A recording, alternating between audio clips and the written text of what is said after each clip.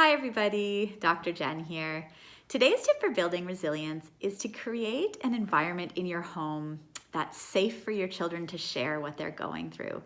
We know from all the psychological research that if we bottle up trauma, if we never share the poor decisions that we've made, and if we feel like we don't have somewhere we can share those vulnerabilities, we see a worsening of psychological and physical symptoms. And a lot of times that worsening of those psychological symptoms leads to more poor choices and more guilt and more bottling up of those feelings. So the home is a perfect spot to be safe, have a safe environment for your kids to share what they're going through.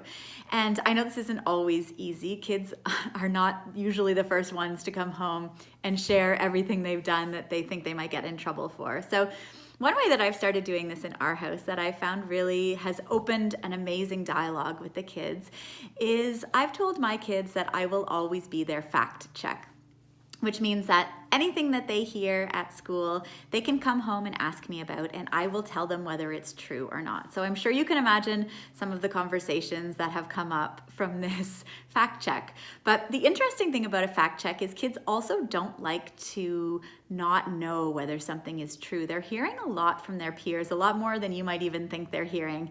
And by being their fact check, they know they can come home and share anything safely, and they won't be in trouble for this, and you will tell them whether this thing is true or not, so that they will be able to confidently go back to those peers and know and be part of the conversation.